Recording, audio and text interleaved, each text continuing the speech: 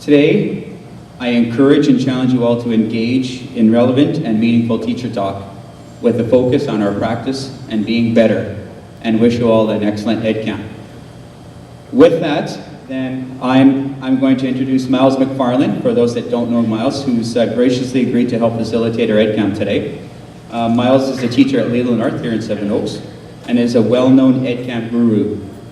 For at least as long as I've known Miles, I've seen him as a master of pedagogy. I'm tirelessly committed to lifelong learning and being better. In fact, I understand that Miles has more postbacks and master's degrees than Donald Trump has pending lawsuits. So with that, I will hand things over to Miles. All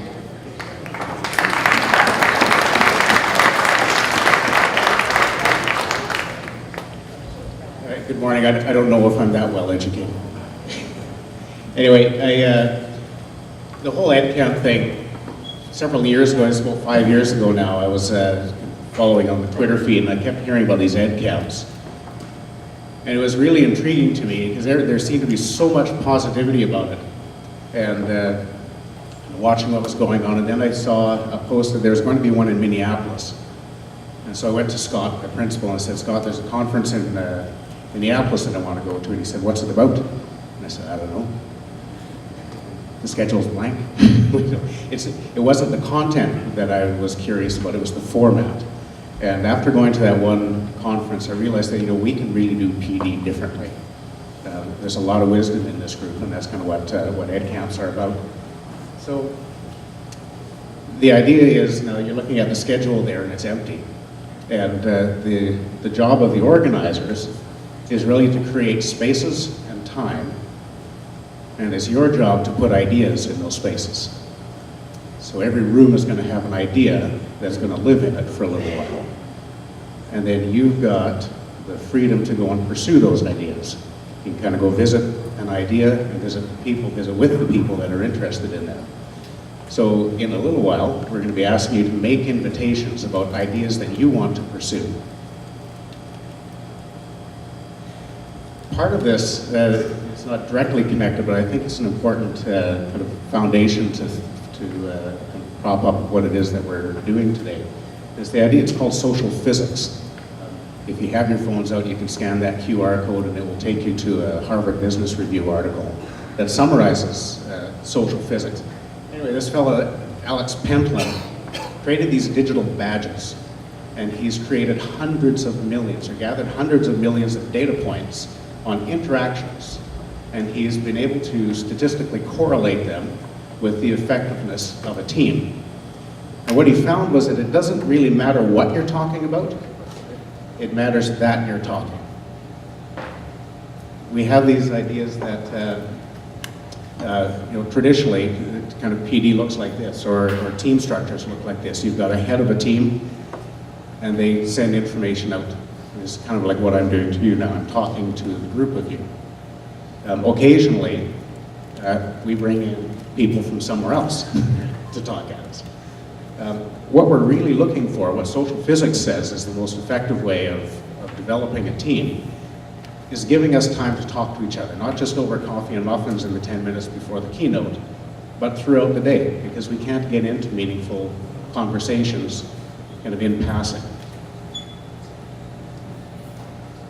When we look at teams, we can also think about kind of the nature of those interactions. On the left-hand side, you can see there's a group of people, and the size of the bars represents kind of the frequency of contact.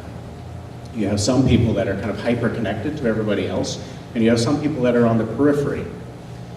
The idea, social physics suggests, is to create teams that balance that a little better, right? That have some kind of equity amongst the groups, that kind of honors all the voices, and make sure that everybody's involved.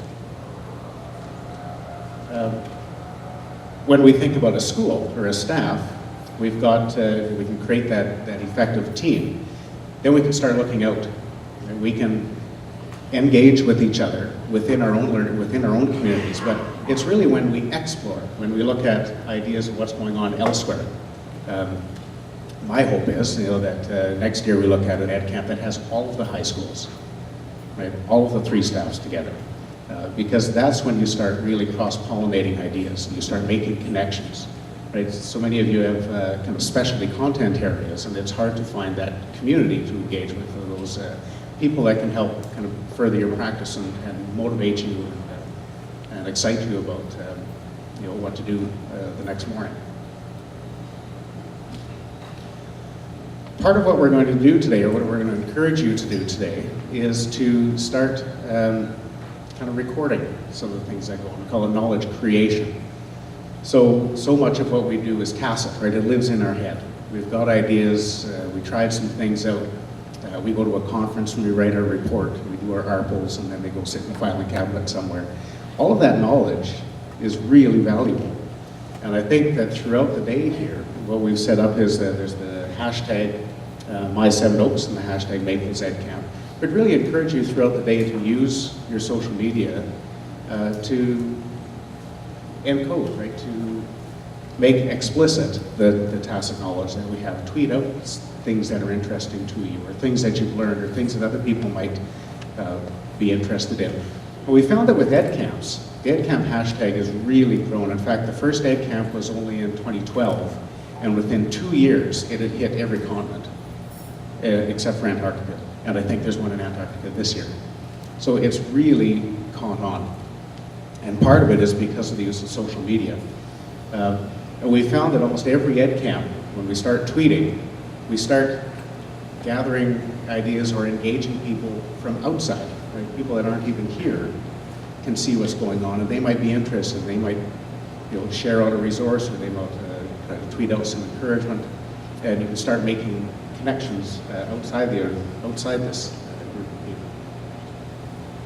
So today is about exploring and connecting and growing. And there are a few, we won't call them rules, but there's some guidelines for Edcamps, because it is a kind of a different experience.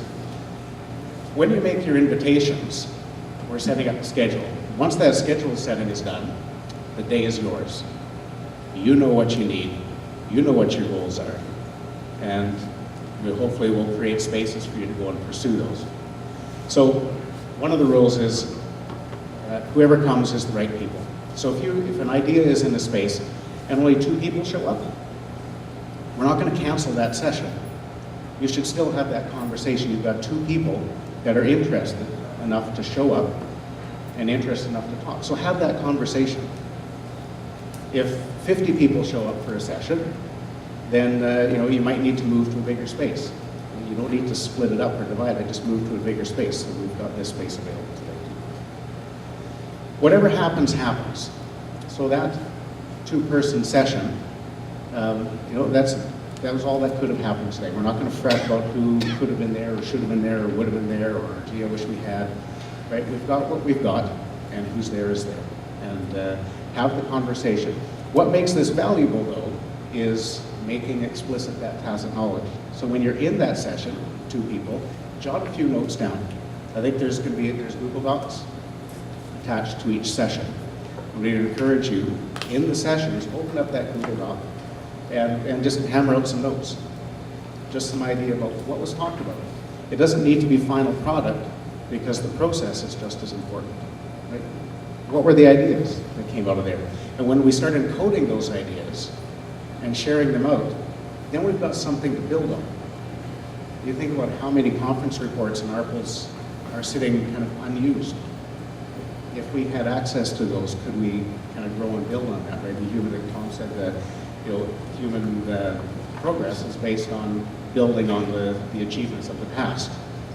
And so our goal in encoding in this knowledge construction is to start creating databases of information that we can access and go and build. It starts when it starts. So there's a schedule. There's no bells to tell you when to move. If you are really interested in your conversation, you can carry it on. There's nothing saying we need to stop, right? What's that? Vygotsky's thing about flow. If you're in flow, stay in flow. You don't need to switch. If you find that after 10 minutes, that conversation is exhausted and you've got nothing else to talk about, you don't have to stay there until the end of the session. Okay? You're allowed to move somewhere else. which is this one. It's over when it's over. Okay, you don't have to beat a dead horse. You don't have to sit and kind of twiddle your thumbs until the session is done. Okay, there's lots of stuff going on today, and you are free to move from space to space. And that's this last one, the law of mobility. If you've chosen a session and you find that it's not working for you, it's not doing what you want it to do, it's not quite what you thought it was, you don't have to stay there. You can get up and go and move somewhere else. That's where the Twitter feed is handy, because if people are tweeting from the sessions, you can kind of eavesdrop on what's going on elsewhere. That's where the Google Docs are handy. If there's a session that you're in and it's interesting, or the other session looked interesting too, you can go and visit the Google Docs after. The other thing, the phrase they use is, nobody is required to sit and listen to the long-winded orator.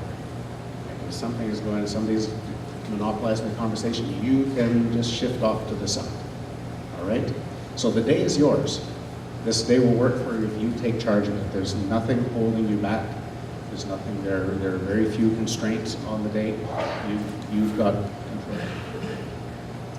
So when it comes time to making invitations, here's what that means.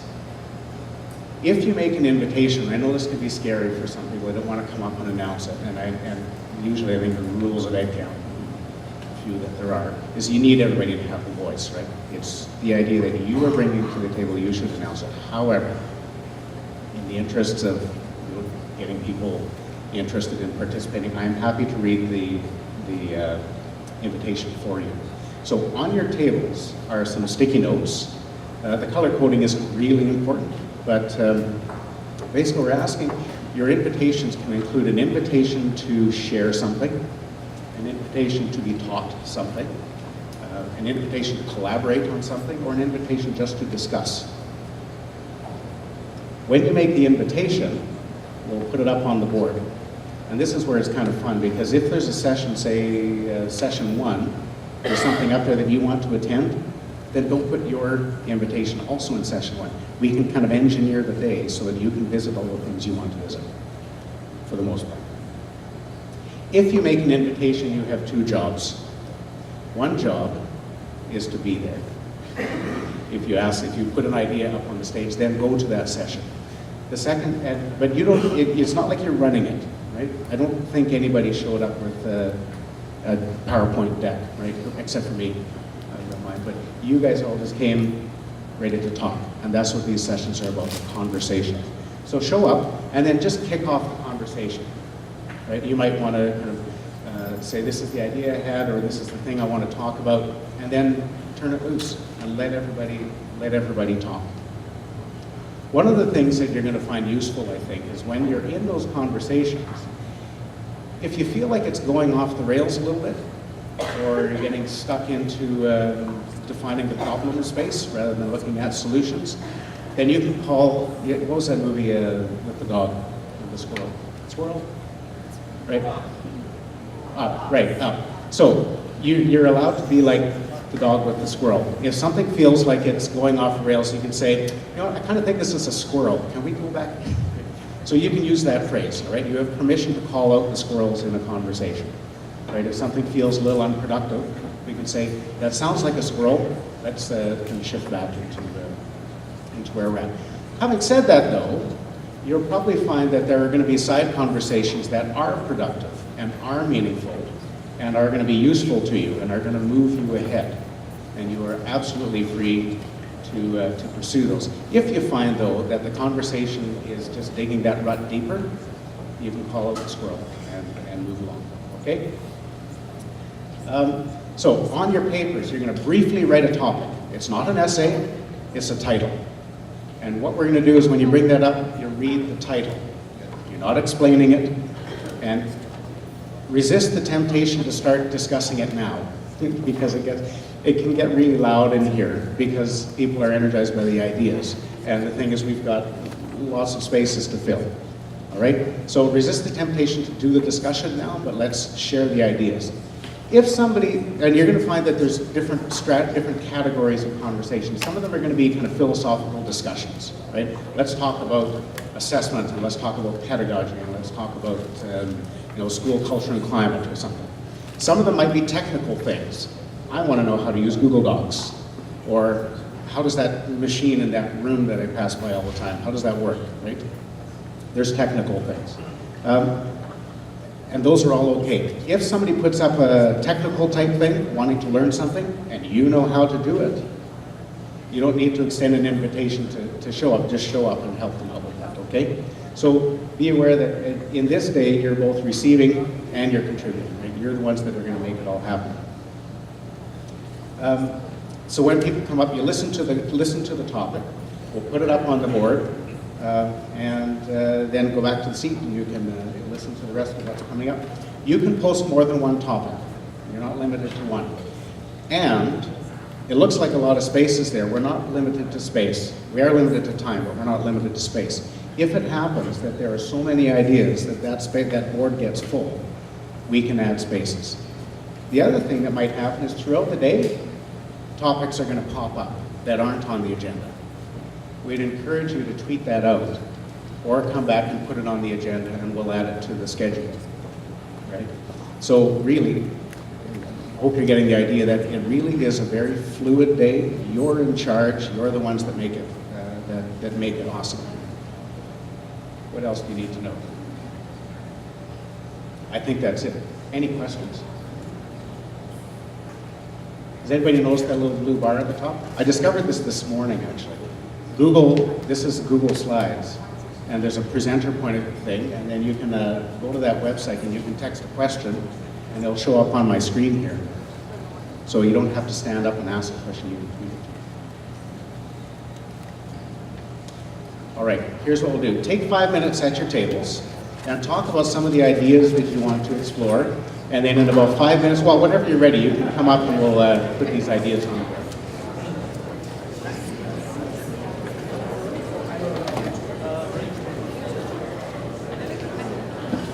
Topic you want to bring up?